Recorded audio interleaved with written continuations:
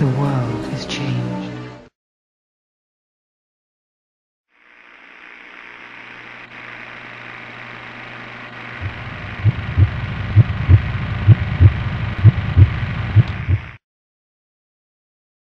Advanced Chemistry by Jack G. Huekels.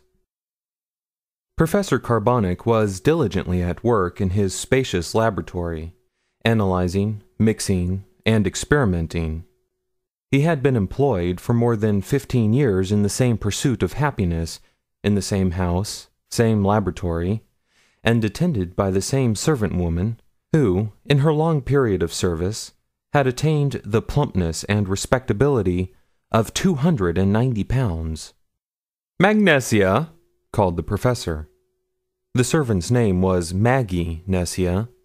Professor Carbonic had contracted the title to save time, for in 15 years he had not mounted the heights of greatness. He must work harder and faster, as life is short, and eliminate such shameful waste of time as putting the "gie" on Maggie. "Magnesia," the professor repeated. The old woman rolled slowly into the room. "Get rid of these, and bring the ones the boy brought today." He handed her a tray containing 3 dead rats, whose brains had been subjected to analysis.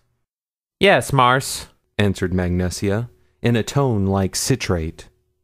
The professor busied himself with a new preparation of zinc oxide, and copper sulfate, and sal ammoniac, his latest concoction, which was about to be used, and, like its predecessors, to be abandoned. Magnesia appeared bringing another rat, dead. The professor made no experiments on live animals. He had hired a boy in the neighborhood to bring him fresh dead rats at 25 cents per head. Taking the tray, he prepared a hypodermic filled with the new preparation. Carefully, he made an incision above the right eye of the carcass through the bone. He lifted the hypodermic, half hopelessly, half expectantly. The old woman watched him, as she had done many times before, with always the same pitiful expression. Pitiful, either for the man himself or for the dead rat. Magnesia seldom expressed her views. Inserting the hypodermic needle and injecting the contents of the syringe, Professor Carbonic stepped back. "Great saints!" His voice could have been heard a mile. Slowly, the rat's tail began to point skyward, and as slowly Magnesia began to turn white.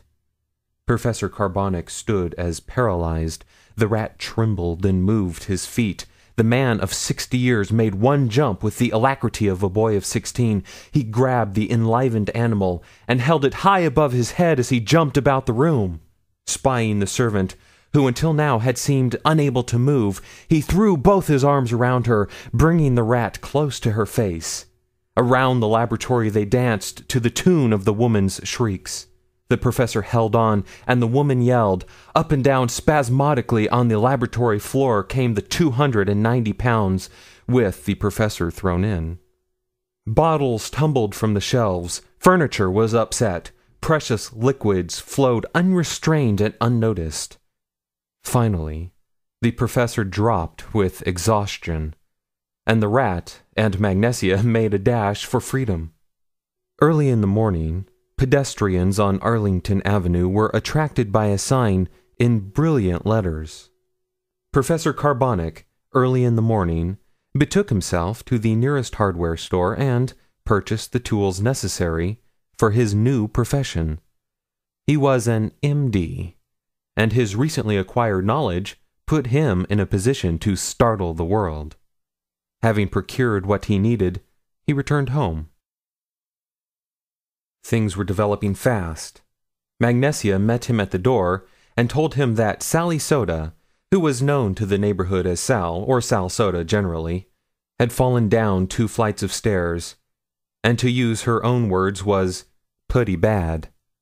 Sal Soda's mother, in sending for a doctor, had read the elaborate sign of the new enemy of death, and begged that he come to see Sal as soon as he returned. Bidding Magnesia to accompany him, he went to the laboratory and secured his precious preparation. Professor Carbonic and the unwilling Magnesia started out to put new life into a little Sal Soda, who lived in the same block. Reaching the house, they met the family physician, then attendant on little Sal. Dr. X. Ray had also read the sign of the professor, and his greeting was very chilly. "How is the child?" asked the professor. "Fatally hurt, and can live but an hour." Then he added, "I have done all that can be done." "All that you can do," corrected the professor. With a withering glance, Dr. X. Ray left the room and the house. His reputation was such as to admit of no intrusion. "I am sorry she is not dead. It would be easier to work, and also a more reasonable charge." Giving Magnesia his instruments, he administered a local anesthetic.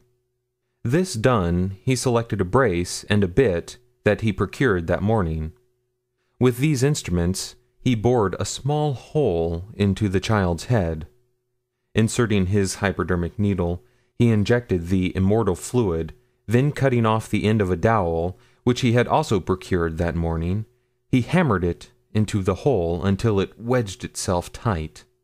Professor Carbonic seated himself comfortably and awaited the action of his injection, while the plump Magnesia paced, or rather waddled the floor with a bag of carpenter's tools under her arm. The fluid worked. The child came to and sat up.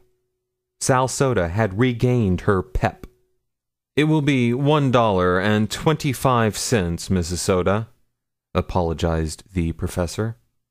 "I have to make that charge, as it is so inconvenient to work on them when they are still alive." Having collected his fee, the professor and Magnesia departed, amid the ever-rising blessings of the Soda family.